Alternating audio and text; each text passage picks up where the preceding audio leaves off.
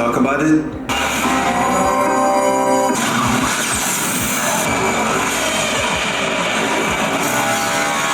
There's no going back. Oke, halo guys, bagi kalian yang pengen langsung melihat bagian review-review yang kalian inginkan, langsung aja cek di bagian timestamp-nya. Jadi kalian gak harus nikmatin video dari awal sampai akhir, langsung aja menuju ke part yang kalian mau. Tapi buat kalian yang ingin tahu lebih lengkap dan ingin tahu bagaimana cara kita melakukan pengecekan, langsung aja nonton videonya dari sekarang. Halo guys, welcome back to my channel. Nah, kali ini kita mau review lagi produk yang sebelumnya udah pernah kita review. Tapi kali ini beda ya. Kali ini adalah proyektor EZS1 yang ada di tahun 2025. Ada beberapa upgrade-annya dan kebetulan ini barang yang baru datang ke kita yang perlu kita review juga.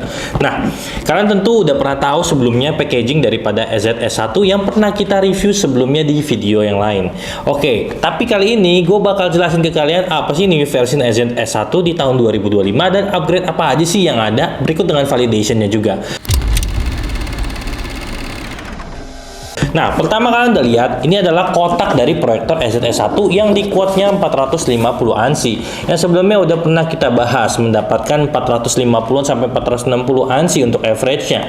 Nah, tapi kali ini udah terjadi upgrade nih. Tapi kita nggak usah bahas kelamaan mengenai tentang box-nya. Kita langsung lanjut dulu ke konten isiannya, apa aja sih yang didapat saat pembelian proyektor EZS1.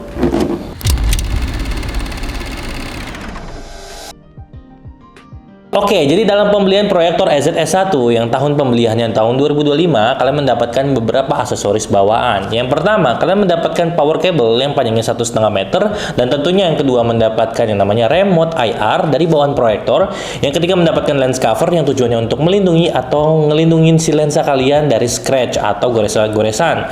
Yang keempat, tentunya kalian mendapatkan fiber cloth yang tujuannya untuk membantu kalian membersihkan lensa kalian tanpa memakai kain yang aneh-aneh ya, karena memang harus menggunakan kain yang halus. Terus yang kelima, tentunya kalian mendapatkan warranty card dari proyektor Ezreal yang dimana ini masanya 1 tahun. Terus habis itu kalian juga mendapatkan manual guide, tujuannya juga kalau misalkan kalian bingung, kalian bisa baca manual guide-nya untuk bisa tahu bagaimana cara penggunaan proyektornya lebih lengkap.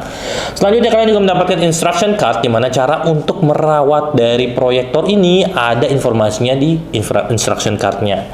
Yang selanjutnya atau yang terakhir, tentunya kalian mendapatkan proyektor EZS1.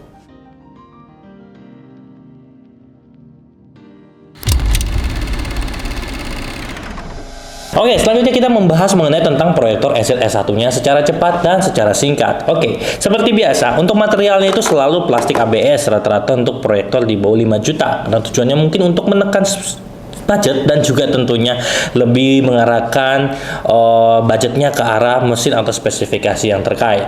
Oke, yang pertama, kalian perlu tahu untuk desainnya masih sama, tidak ada perubahan yang signifikan terhadap desain yang ada. Tapi kalau nggak salah sekarang proyektornya udah ada kameranya deh di bagian depan karena sudah mengadopsi autofocus dan auto keystone. Di proyektor EZS1 yang zaman dahulu itu belum ada autofocus dan auto keystone-nya. Tapi sekarang EZS1 sudah punya autofocus dan auto keystone-nya juga. Selanjutnya adalah mengenai tentang fungsi-fungsi dari si proyektornya secara tampilan. Kalian udah pernah lihat kan bagaimana di video sebelumnya. Buat kalian yang memang belum pernah lihat, kalian bisa lihat di video EZS1 sebelumnya. Tapi kali ini kita langsung skip untuk melihat beberapa fitur apa aja bawaan dari si proyektor ini. Tapi nggak lengkap, pertama-tama kita mau nunjukin dulu spek sheet dari proyektor EZS1 yang diklaim di tahun 2025 ini. Seperti ini.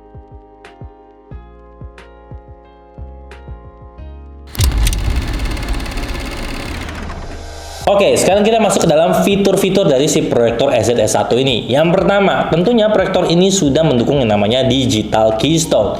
Yang tentunya dia juga ada digital fokus dan juga manual fokus knob yang memang ini sangat berfungsi ketika remote kalian tuh hilang ataupun rusak. Jadi ada penggunaan secara manual buat pengaturan knobnya dari fokusnya ya nih, dan juga tentunya dia juga udah ada namanya autofocus, auto keystone, sehingga tentunya akan mendukung proyektor ini jika kalian memindah-mindahkan proyektor ini ke depan ataupun ke belakang dari proyeksi kalian. Yang keempat, tentunya sudah ada yang namanya koneksi atau jaringan Bluetooth yaitu versi 5.0 yang tentunya kalian bisa koneksiin sama soundbar ataupun Bluetooth speaker ataupun perangkat-perangkat yang punya konektivitas berupa Bluetooth yang tentunya akan sangat berguna kalian dalam mendukung suasana cinema home kalian. Yang selanjutnya adalah mengenai tentang Dolby verified-nya. Dan tentunya proyektor EZS1 sampai sekarang tetap masih menggunakan lisensi Dolby, yang dimana sudah ada terintegrasi pada chipset dan tentunya juga pada proyektor dan speakernya sendiri. Yang tentunya memang kalau kalian menggunakan video-video yang sudah mendukung namanya Dolby Audio, tentu hasilnya pasti real Dolby Audio, dan nggak seperti brand-brand yang mencantumkan tentang Dolby Audio tapi kenyataannya tidak Dolby Audio. Selanjutnya mengenai tentang port-port yang tersedia, yaitu ada 2 port HDMI dan juga 2 port USB, dan tentunya juga ada audio out yang dimana bisa kalian koneksiin langsung kepada eksternal speaker kalian kalau merasa proyektornya kurang nendang untuk speakernya. Yang selanjutnya memang nggak pernah lupa, yaitu mengenai tentang filter covernya yang memang sangat berguna di proyektor EZS1, yang tujuannya kalau misalkan suatu saat udah berdebu atau kotor bisa kalian bersihin secara manual tanpa harus dibawa ke tempat after salesnya. Ya, ini merupakan salah satu fitur yang menurut gua sangat penting dan bisa kalian kerjain di rumah secara mandiri. Oke, sekarang kita masuk ke bagian yang paling penting dari channel ini, yaitu validation dan juga performa dari si proyektor EZS1. Nah, untuk validationnya seperti ini.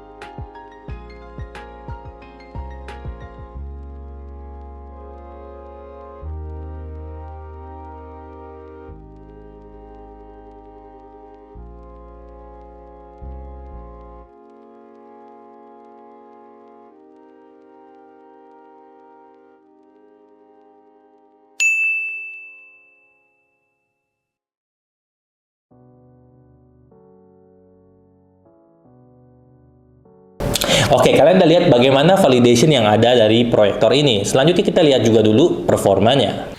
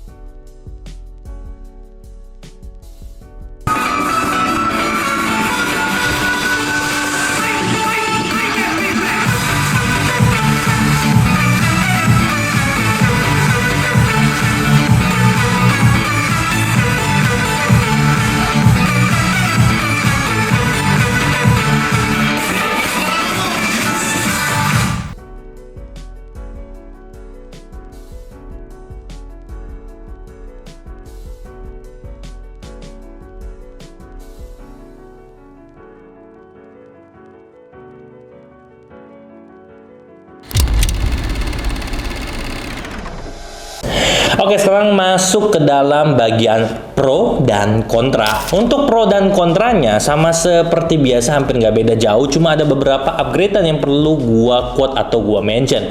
Yang pertama, proyektor ini awalnya diklaim 450, yang sekarang hasilnya itu sudah di 547 ANSI, ya dimana ada upgrade sekitar 25% dari klaim pertamanya ya. Jadi udah kurang lebih itu lebih terang dibanding dari proyektor yang pada awalnya di sebelum tahun 2025. Yang kedua, tentu ada yang namanya fitur tambahan seperti autofocus dan auto keystone yang memang akan mempermudah kalian ketika kalian kehilangan remote atau rusak remote-nya. Jadi dengan ada fitur hal tersebut itu bisa membantu kalian. Tapi buat kalian yang merasa kurang nyaman karena tiap kali ganti posisi di autofocus dan auto keystone-nya nyala duluan, jadi akhirnya kalian susah mau setting-setting, ya mending kalian bisa matiin di bagian settingnya. Yang ketiga, menurut gua adalah mengenai powernya. Powernya dimana jadi berasa lebih hemat dengan tadi gua pas ngelakuin validation test untuk buat ngeliat gua stress test untuk melihat powernya itu berapa watt. Itu gua ngelihat cuma makan 126 watt ya ternyata, jadi nggak terlalu konsumsi powernya terlalu gede, malah lebih gede setrikaan atau mesin cuci, kulkas ataupun AC. Yang keempat adalah tentang manual knob-nya. Walaupun memang sudah ada yang namanya fitur auto keystone, auto focus, memang power knob ini penting karena memang auto focus, auto keystone itu menggunakan yang namanya teknologi dari scanning AI-nya di kamera di bagian depan. Yang menurut gua nggak selalu pasti tentunya bakal selalu 100% presisi. Yang jadi kalian bisa atur secara manual pakai knobnya jika suatu saat remote kalian kebetulan rusak ataupun hilang. Yang kelima menurut gua adalah performanya dan warna gambar yang luar biasa. Menurut gua hampir presisi ketika gua coba testingnya. Pas di bagian performa itu gua tes menggunakan laptop gua, dan tentunya karena memang brightness yang udah naik, menurut gua makin worth it untuk dibeli. Ketika harga juga makin turun dan tapi performanya makin naik, yang menurut gua lebih cuan buat kita sebagai buyer ataupun user ketika membeli proyektor ini. Oke, selanjutnya untuk di bagian pro-nya ada penambahan lagi nih. Gua lupa kalau ternyata pas gua ngelakuin testing untuk latensinya yang tadi kalian lihat di bagian validation, ternyata latensinya sangat rendah, dan tentunya akan menjadi rekomendasi gua juga buat kalian pakai ini proyektor ketika kalian mau pakai buat gaming, yang bisa kalian masukkan mungkin HDMI-nya dan colok langsung ke PlayStation kalian atau mungkin Xbox kalian atau Nintendo kalian mungkin ya, Nintendo Switch. Nah, dan tentunya juga pas gua ngelakuin pengecekan untuk pemakaian long term, di situ ternyata untuk heat bodinya itu suhunya cuma 40 derajat. Sedangkan untuk exhaustnya itu kurang dari 50 derajat, yang artinya kalau kita lihat secara signifikan jangka panjang tentu akan membuat proyektor kalian tentunya lebih aman dan tidak mudah black spot ataupun burn spot. Yang jadi gue bisa rekomendasiin pemakaian 5-7 jam dan istirahat atau jedahin aja sekitar 10-20 menit untuk mendinginkan proyektor kalian untuk coolingnya lagi. Setelah itu kalian pastiin kalian kasih jeda dan bisa lanjut sampai 5-7 jam, dan begituin aja terus untuk menjaga performa dari proyektor kalian tetap prima. Oke, itu aja menurut gua mengenai tentang pro-nya.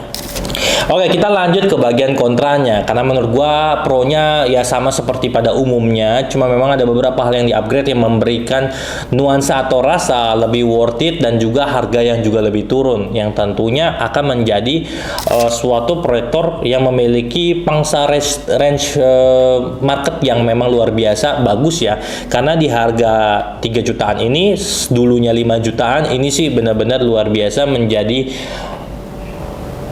kuda hitam menurut gua untuk mengalahkan beberapa kompetitor lainnya, yang menurut gua ini sih mantap karena kalian untuk mendapatkan spek seperti ini dan real Dolby itu sulit sekali. Oke, kita lanjut kepada kontranya. Untuk bagian kontranya, yang pertama yaitu adalah size-nya. Size-nya itu masih seperti proyektor konvensional yang memang tidak cocok buat kalian mobilitas tinggi, karena kalian harus bawa-bawa kecuali kalian punya ransel ataupun backpack yang bisa kalian masukin atau muatin ini proyektor SZ1. Yang kedua, menurut gua adalah sayangnya dalam paket bundlingnya masih menggunakan remote IR. Tapi karena tadi kalian udah lihat bagaimana sih untuk testingnya dari remote-nya, surprisingly, ternyata remote-nya cukup responsif untuk diarahkan ke tempat-tempat lain seperti kiri kanan, atas bawah maupun ke depan, yang ternyata memang masih sangat responsif untuk proyektor yang pernah menjadi mantan flagship. Terus itu aja menurut gua kayaknya untuk bagian kontranya. Kita lanjut ke bagian kesimpulan. Untuk kesimpulannya, kalian bisa tebak sendiri dari hasil review ini, memang speknya semua serba naik, tapi harganya juga makin turun, yang tentunya akan membuat kalian lebih cuan sebagai buyer ataupun sebagai user, atau mungkin sebagai reseller kali di beberapa daerah. Jadi kalian akan merasa mendapatkan barang yang memang luar biasa bagus dengan harga yang tentu jauh lebih ekonomis dan fitur yang banyak serta spek yang tinggi. Jadi gua tunggu apa lagi buat kalian yang mau check out. Nah, itu aja menurut gue yang bisa gue sampaikan pada proyektor SZ1 versi tahun 2025 ini. Dan buat kalian yang memang mau beli, gue akan sediain linknya di bagian bawah atau gue masukin di keranjang untuk YouTube shoppingnya. Dan sekali lagi buat kalian yang suka sama review dan channel ini, jangan lupa untuk subscribe dan tekan tombol like buat kalian yang suka video ini. Buat yang kalian nggak suka, langsung dislike aja, nggak apa-apa. Dan buat kalian ingin mengetahui beberapa tentang review-review video lainnya mengenai tentang proyektor atau smart proyektor, akan kita review di beberapa hari kemudian. And jangan lupa tetap stay tune and see you in the next video.